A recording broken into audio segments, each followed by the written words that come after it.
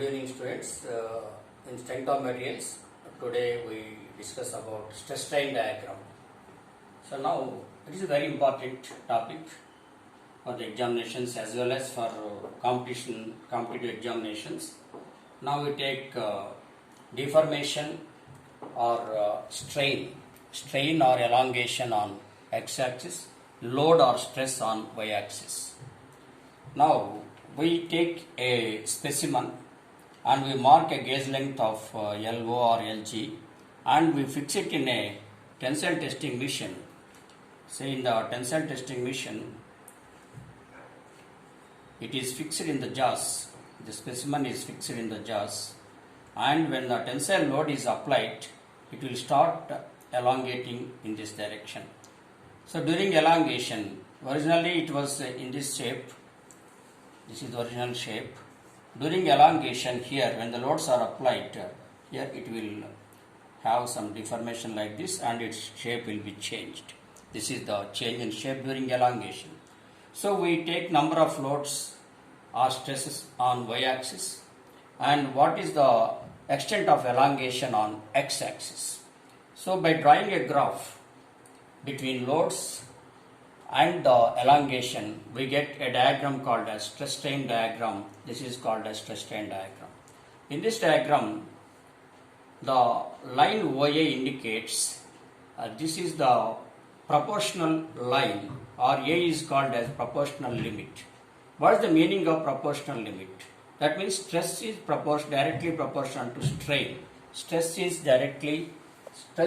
is directly proportional to strain, or stress sigma is equal to constant into strain, or stress by strain is equal to constant, and that is stress by strain is equal to constant, and it is called as elasticity or modulus of elasticity, or simply called as elasticity, modulus of elasticity.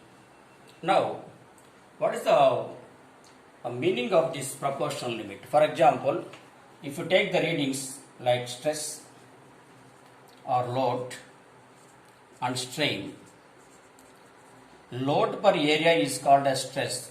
So sometimes by taking a constant area, load by area is called as stress. Say if stress is 2 units, so we say strain is 4 units. If stress is 4 units, strain is 6 units. If stress is 6 units, strain is 8 units. That is, there is an increment of 2 units, and here there is an increment of 2 units. Here there is an increment of 2 units. Here there is an increment of 2 units. And similarly, if you take 8 here, here it will be 10. That is, there is an equal increments in stresses, and proportionately there are equal increments in strain. This is called as direct proportionality. And for such readings, that is equal changes in stress and equal changes in strain, we will get a straight line. The graph will be a straight line. So just please understand that, or please remember that whenever there is a straight line in the graph, we can say that the two parameters, stress and strain, are proportional or directly proportional.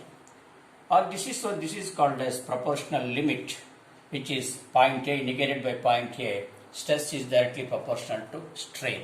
So we write stress is proportional to strain, stress is equal to constant into strain, stress by strain is equal to a modulus of elasticity, or Young's modulus. It can be indicated by E, Young's modulus. Now, B is called as elastic limit. That means up to point B, whenever we apply a load, there will be deformation, and whenever we remove the load, it comes back to its original shape, or it gains elasticity. For example, whenever the load is applied, when the load is applied, here the load is applied, its elongation will be changed like this. After removal of this load, it comes back to its original position.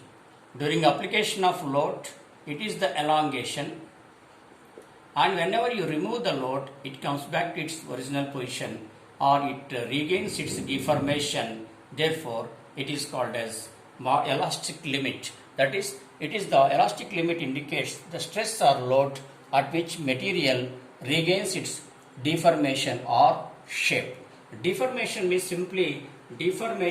changing the form is called as deformation.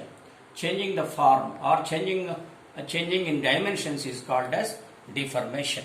Say here this is called as deformation. So that is about elastic limit. So what is the difference between proportional limit and elastic limit? Up to proportional limit, stress will be proportional to strain. There will be a straight line. But between A and B, it need not be a straight line. It will be somewhat little bit curved. That means between A and B, stress is not proportional to strain. But still, up to point B, the body or material will regain its deformation or change in shape. Now here, this C, point of C is called as yield point. This is yield point. The meaning of yield point is, it is the minimum stress at which material will elongate without a noticeable increase in load. That means here, suppose elastic limit is say some 700 newtons, 700 kilonewtons, and this is proportional limit is 700 kilonewtons load, and elastic limit is some 900 kilonewtons load, and here this is yield point which is having say some 950 kilonewtons. That means at 950 kilonewtons the material undergoes deformation and it will not regain its shape. Moreover, without much increase in the load, without increasing the load, here the material is still elongating. Here nearly a flat curve will be there. Here there is no increase in load.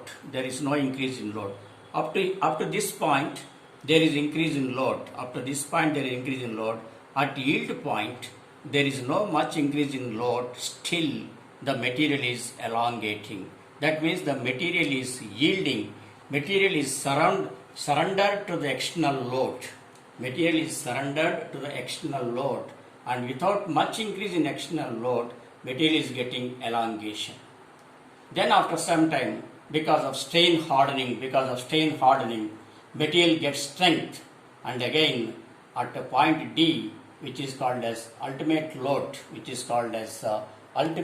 or a maximum load. At this point, so we can say point D is called as ultimate load. This is the maximum load that we can apply to a material. Beyond application of this load, the material will be failed. Now again, someone will get doubt here. Because once it has yielded to the external load, how can it regain the strength? That is important. Certainly should get a doubt here that once the material is yielded at smaller load, without increase in load, it is elongating, then how can it get strength? Because the material gets strength because of strain, it gets hardened. Because of elongation, molecules will, for example, because of this elongation, molecules will come together and again some bond strength will be produced and it becomes hard. Before that, no doubt, it got some elongation, without increase in load, still it is elongating. After some time, again it regains its strength, and this is because of strain hardening. There is change in length or change in dimensions. At the same time, will get certain hardness. It is called a strain hardening. So because of strain hardening, again the material regains strength, and at point D, say it may be some 1200 kilonewtons. At 1200 kilonewtons is the maximum load that the material can withstand. If this maximum load is exceeded, material will be broken. For example, your weight is some 65 kgs. If you have a load of more than 65 kgs on your head, your neck will get damaged. Similarly, here the material also, each material, cast iron and mild steel or copper, they will be having their maximum load, and after that, again that leads to the rupture or breaking of material. So point E is called as the load at which material has broken. It may be again some 1050 kilonewtons. That means after reaching the maximum load, why again the load is decreased? At the smaller load it is getting failure. Why? The reason is once it has reached to the maximum load, after that the material again becomes weak and it is ready for rupture or ready for breakdown. Therefore, we need not apply the 1300 like that. Just at the load after undergoing maximum load, just somewhat lower load is necessary, about 1000 or 1050 for example, to break the material.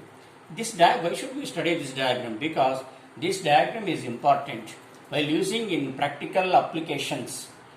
What type of, how much load, for example, in the design of structures or in the design of steel structures for bridges and for railway bridges, etc., or for some other practical application, construction of sets, etc.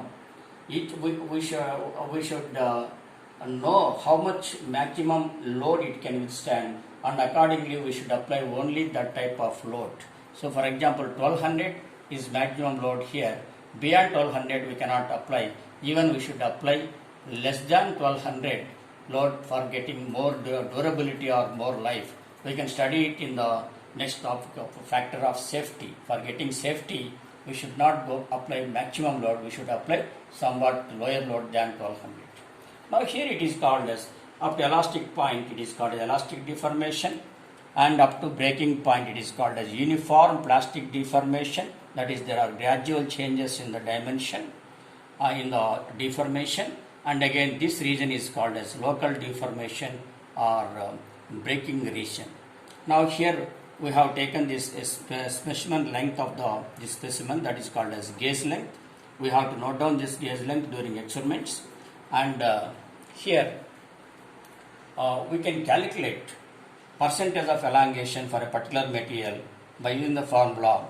LF means length during fracture or length after fracture.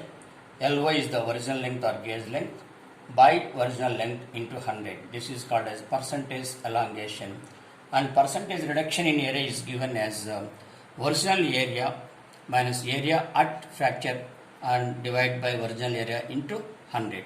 For example, here if you if you draw the side view, this is called as original area, this is called as original area, that is AO, and here this area, this reduction in area, this is called as area at fracture point. So this is bigger area before fracture, before application of the load, area before fracturing of the material. There is reduction in these areas. This is a larger area, this is smaller area. This reduction area is given by AO minus AF. To calculate percentage, divide by AO into 100. So, dear students, please, it is very important both for civil, mechanical and electrical, for general mechanical engineering, and even in the interviews also it is very important. You can explain to the interviewers by drawing a diagram, and clearly you can explain all the points. Definitely you will get impressed. Remember that during interviews, the percentage of marks, it may be a criteria, but impressing in the interviews is more important. That will make the difference. So please go through the diagram, and please understand, and please share to the students is very important. And shortly we can also update the update the notes for this subject of strength of materials.